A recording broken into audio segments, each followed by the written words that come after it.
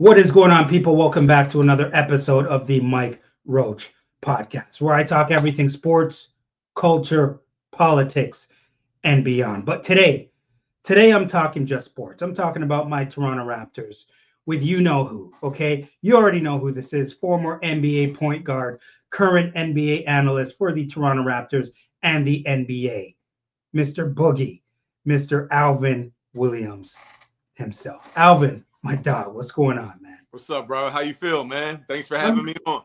of course, man. Anytime. How's everything, brother? Everything's good, man. It's a little windy out here in the Philadelphia area. A couple trees down. My power just got turned back on, so I got to stop being cheap. Get me a Well, larger generator to to make my let, house light up when I need it.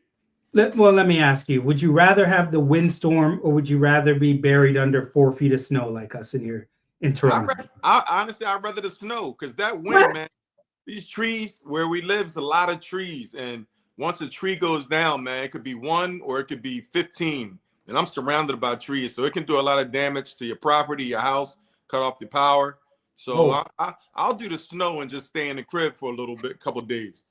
I'm sure Brandon Ingram's probably going to be staying in the crib for a couple of days when he gets back to Toronto and sees this.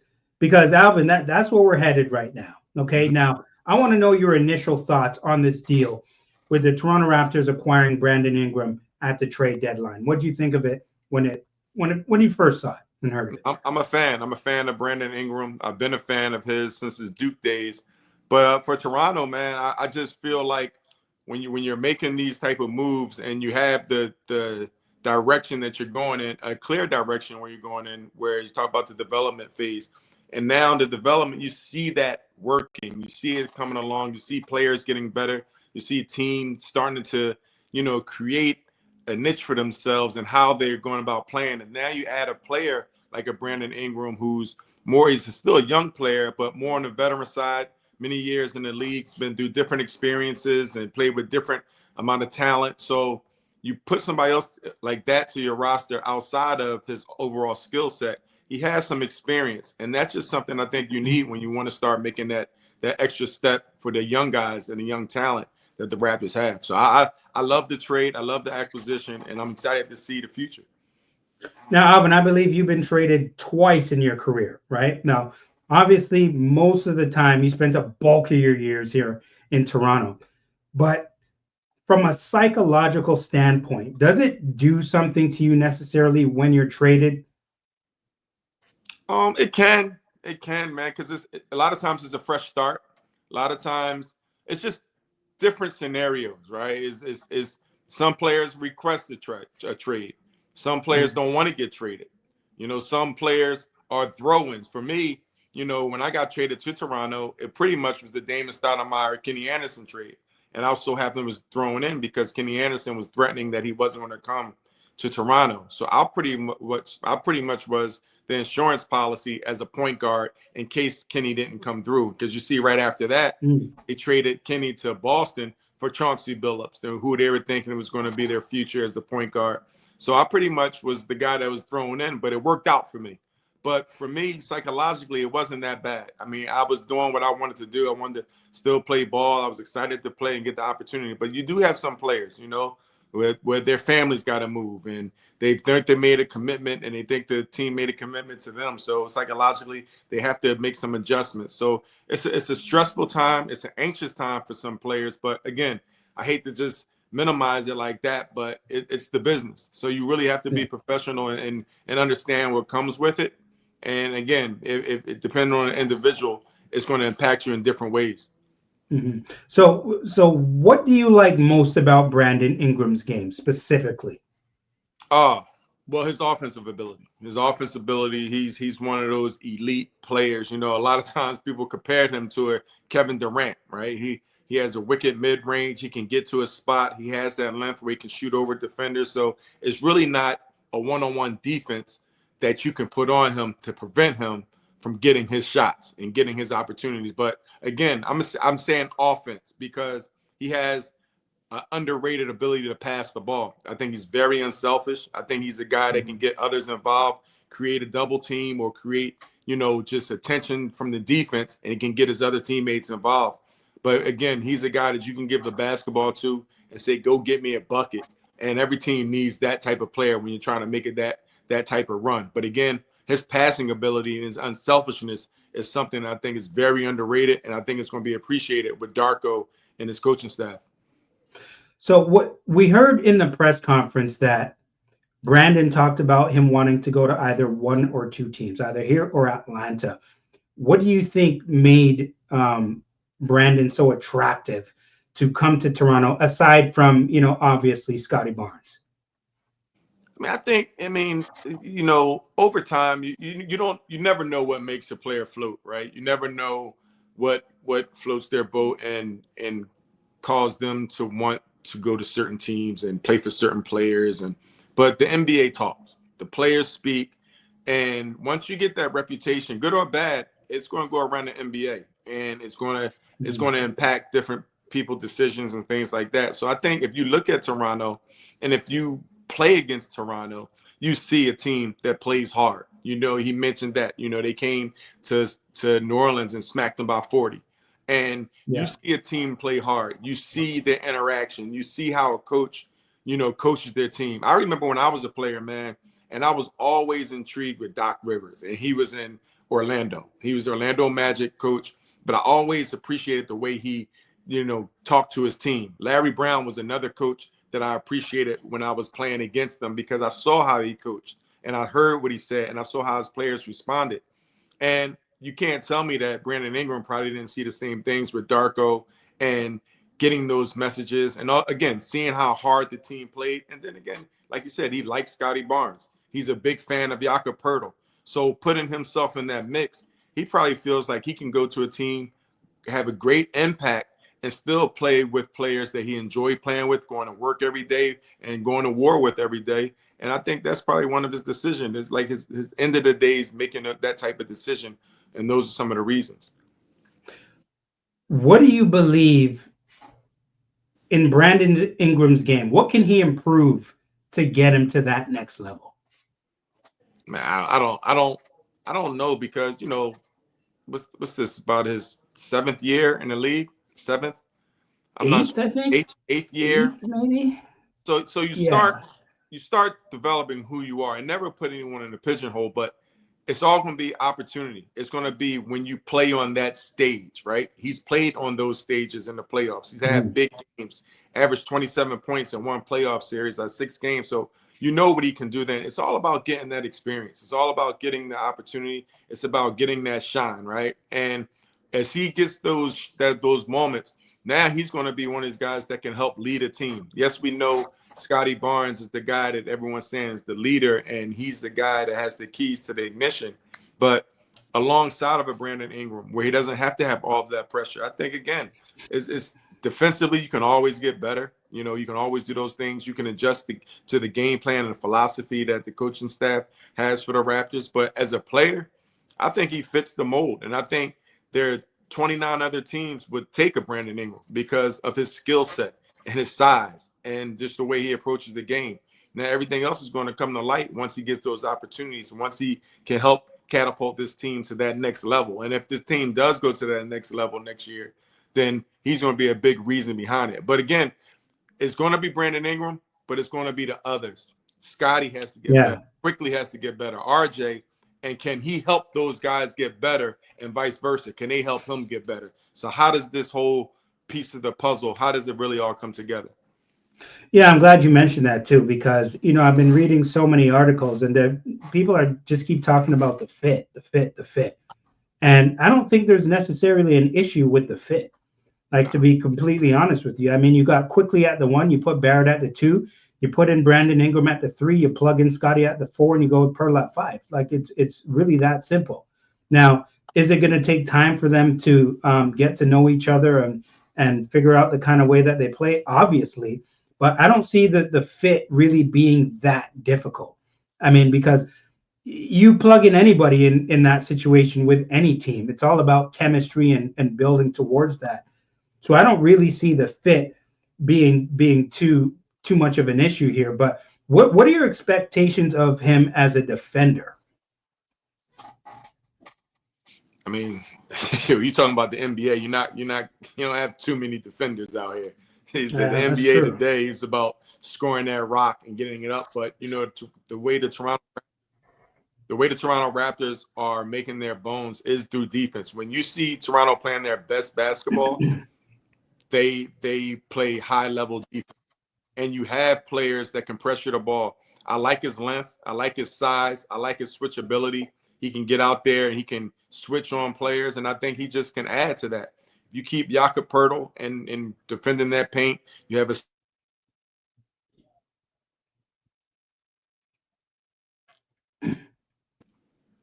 Can you hear me? I know we going. Are we fading in and Yep, out? I got you. I got you. You still there? Might have lost him. No, I got you. You got me? Got you. Yeah, I know we keep going in and out. I'm not sure the last thing you heard me say. No, keep going. Just keep going from where you left off.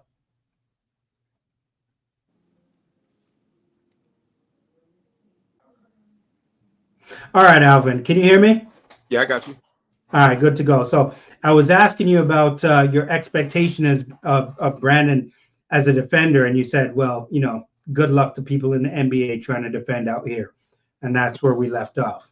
Yeah, I mean, we make a big deal out of it, but it is a big deal because when the Raptors are playing their best basketball defensively, they are on an elite level. And I think he has the ability to be one of those players that can complement the Raptors' defensive style when it comes to switchability, using his length, and his athleticism, and being able to guard along with Scotty Barnes out there, Jakob Poeltl. He'll free up a lot of those mistakes that people make on the perimeter. So it's one of those things where you have to fit in. Like, you have to fit into the philosophy and, be held accountable. But again, I feel like he has the personality. I think he has the type of character where he wants to do the right thing, and he's going to be that guy that's going to compete on the defensive end. And I think as a defender, as a coach, you want guys that's going to compete out there. That competitive spirit, that no matter what, you may not be the best defensive player, but you're going to go out there and compete. You're going to understand the game plan. You're going to understand the personnel, and you're going to go out there and execute it, because it's going to be all five guys out there. But I like his ability to be able to be that guy out there that can switch, and then can be alongside of a Scotty Barnes and RJ and these guys that are going to be able to have tough matchups. They're going to have the tough matchups, and he's going to play his role. So I got high expectations for this trade. I got high expectations for Brandon Ingram, and I don't think anyone should settle for anything less, because he has that talent. So what do you think about this roster if everybody's healthy? And we're looking at the Eastern Conference as it currently stands. How good do you think this team could be? Well, the time will tell, right? Like you said, one thing, being healthy. And we've seen, unfortunately, IQ has been hurt. But we also seen when he gets in the game, he can make an impact in the game. So it's about putting all of these pieces together, getting used to playing with one another, understanding one another. You made a point, something else, talking about a fit. And a lot of times from the outside, we start bringing up these terms and these ideas of a fit. Who plays? When it comes to a fit, I think it's all about personalities. It's not necessarily the skill set. If you have the personality to fit in what the coach is asking you to do and be the best version of that and sacrifice your game, then that's going to be the best for the team, right? You have to learn how to do that. You can't come into a season thinking that it's going to be your show. You're going to have the highest usage rated. You're going to have the plays called for you. You have to understand that this is a team, and we're going to use these pieces accordingly. And then it's also up to the coaches to make sure that he gets the most out of the players, put players in their best situation where they can excel. But again, it's going to be up to everyone else to really understand what the main goal is. The main goal is to win basketball games, ultimately to win a championship, and not one person is going to do it with their style of play. You don't have a person on this team that's Kobe Bryant or LeBron James right now, but you have a lot of very good pieces that can make things happen. So when you ask about the the Eastern Conference, I think they're right there. I think they could be in the middle of the pack because they do have the talent and they have the size. They have the shooting ability, not the highest shooting ability, but they have smart players. They have players that have an IQ and a nice good level where they can make games and they can make adjustments during accordingly. So all of these things got to go in play along with being healthy. But right now, starting where they are at and seeing how it all fits, I think they could be right there in the mix in that 5, 6, 4, 5, 6 area. Okay. And I got a couple more for you, but I've asked you this before, and this is a big deal to me in regards to culture. Okay. The team culture, and not so much culture, identity. Identity. Mm-hmm. What is the identity of this team, or we just don't know what it is as of this point? I think it's growing. I think the identity continues to grow. I think it's a hard-nosed team. I think the idea of this team playing hard. When we saw early in this season, beginning of this season, and the team was taking some L's, and what you heard around this NBA, that this team plays hard. It's not an easy game. And I think at the end of the day, you have to have that. You have to have that idea. You have to have that approach. And I think that's it. You know, a team that's going to play unselfish basketball, but they're going to play hard. And I think when you have a Scotty Barnes leading the charge, he's a guy that plays hard, and he's a guy that's unselfish. So when your leader is doing those things that you're asking that culture or that identity to be, that's the easy part. And it was great to hear that Brandon Ingram saying Scotty Barnes is kind of the reason why I wanted to come here. So when you have somebody that you're putting the keys, you're giving the keys to, and other people are taking notice and say, you know what, I want to play with that dude. It's not a lot of guys. You look over in Dallas where that trade just happened. It's not just a lot of people, to me, don't want to play with that dude. So it's easy for people to go different directions. You can come up with the narrative, but at the end of the day, if he has support from his teammates and coaching staff, he's too good optically to get traded. So I'll take my hat off to Scotty Barnes, a young player where players are like, you know what, I would like to play with him. So I think, again, the identity is a team that plays hard, and it's an unselfish team. And as the rest of the players grow and then mature into their roles, now you're going to start seeing people step out and stand out, and they're going to really drive this team to be successful. Okay. Now, last question I have to ask you about the Raptors before I ask you about the All-Star game. Do you see the All-Star game, Alvin? Yeah, I saw that tournament. Okay. All right. Before we get to that, last question here. And I can't even believe I have to ask you this question, but there was people who were mad about the Raptors not tanking and doing a full rebuild on this thing, okay? Which doesn't even make sense to me because I do not want to see a full rebuild. Nobody wants to see a damn full rebuild. And on top of that, you can tank your ass off for the rest of the season and end up with the number 7 pick. And then so you're not getting Cooper Flag or a top 3 anyway, because the numbers most likely show you're not getting those guys. But what do you have to say about people who are upset about the Raptors not going through a full rebuild? I mean, it's what's put out there. A lot of times it's the messaging. It's a lot of times people get caught up in a narrative and what they think because they've seen other teams, I guess, quote unquote, have some type of success or whatever that looks like when it comes to the draft. It's the unknown. So I think people get excited for the unknown when you're doing all of these things. But again, the danger behind the full rebuild and the tanking, whatever that process looks like, when you have players like a Scotty and you have players like Grady Dick and you have players like IQ and RJ and these guys, and then you take the veteran guy and Pirtle. If you don't value the wins and losses, and I'm talking about the score being higher for your team than it is the other team. I'm not talking about the little wins and losses because you have to value those as well. But you don't want to keep piling up losses because at the end of the day, all you do is learn how to lose. And when you learn how to lose, as simple as it is, you don't learn how to win. And there's going to be moments where you have to learn how to win close games. You're going to have to learn how to win playoff games. You got to learn how to approach these games mentally. You got to learn where does that come from internally, right? So it's like the dangers of that tanking and rebuilding and just piling losses and trying to get assets and draft stock and all that stuff. Yeah, but that's the unknown. And you can get Cooper Flag, and Cooper Flag could be the next Alvin Williams. Might not move the needle, man. So you move the needle, man. You move the needle. Well, not for the number 1 pick, but it's just those things. As good as he's probably going to be and good as people think he is, you still don't know. So work with what you got. I think a lot of people really underestimate and undervalue your current roster and those guys getting better. Those are the guys that you have worked with, you have relationships with, you know their character, you know who they are personally. Those are the guys that if you feel like you can get the most out of them and they can make an imprint, those are the guys you work with. Because I think, again, you still got young players, and those guys are the guys that have to get better. Now we add pieces in. Now we add a Brandon Ingram. Now we go and try to get Cooper Flagg or Ace Bailey or one of these, high-profile college players. And now you start putting all those pieces in a pot and see what we got out and see how good it tastes. But you can't just take everything and say, let's tank everything, forget about the people we have, and forget about growing those guys and teaching them how to win. Those are the biggest things. Those guys that are the current roster, they have to learn how to win. They have to learn how to win big-time games, and they have to learn how to win in certain situations of the season.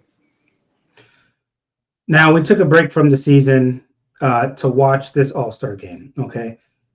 What did you think, by the way, with this All-Star game? Did you like the format? You thought they competed a little bit harder during the All-Star game? What was your take on that before we get out of here? You're talking about an old head and somebody who's grew up watching the East versus the West and getting that opportunity and see people play. I won't even dive into the whole competition and playing hard because in my eyes, the All-Star game was never a game where I watched, even as a young kid, they played the hardest. They just played, beat everybody up. Back then they would play and they would joke around. They would have, some highlights and stuff. But then as the game came down to the fourth quarter, then they would play harder and all of those things. But, our NBA is different. Players are younger. The expectation of the players aren't the same. We watch a regular season game and people complain about guys not playing so hard or taking nights off. So I don't understand the idea of or the expectation of people going to the All-Star game playing hard. I think it's still a great. But 200 points, Alvin. 200. Hey, that's crazy. 200. And look at the regular season games. Everybody's all about volume, right? Everybody's all about offense. Everybody's all about the three-point shot. So again, the All-Star game is a game where guys are there to not get hurt, not really play. And again, you look at some guys in a regular season, they don't want to play in a regular season game where they get paid for it. So I know they're not going to play hard in the All-Star weekend. So I think at the end of the day, the NBA, they still have to have it entertainment. There's so much entertainment behind it. It's the weekend where people get to celebrate greatness and be around some greatness and some events thrown by the NBA. But again, I don't think they should try to throw too many gimmicks in it to try to get people to compete. The competition piece, I think that's sale. It's only but so much you can do with that. It's a mentality. It's an approach. But as far as the NBA in itself, I think it's still an entertaining weekend. People still spend money to go out there. You still see your celebrities out there. And for whatever reason, people still find that weekend a good weekend to dial in. No matter what we say, we tune in to that weekend. Dunk contest, you got a slam dunk champion who's not an NBA, who's not in the NBA, but he puts on probably the best show for that weekend. So all of these things come to a part of it. So I just really don't know if there needs to be a fix or what the fix would be. But I think it's still entertaining, and people are still interested in dialing in to that weekend. All right, folks, there it is. Former NBA point guard, current NBA analyst for the Toronto Raptors and the NBA. The man himself, Mr. Boogie, Alvin Williams. Alvin, when are you coming back up here, man? Man, I'll be right there for the Miami Heat game on the 20th.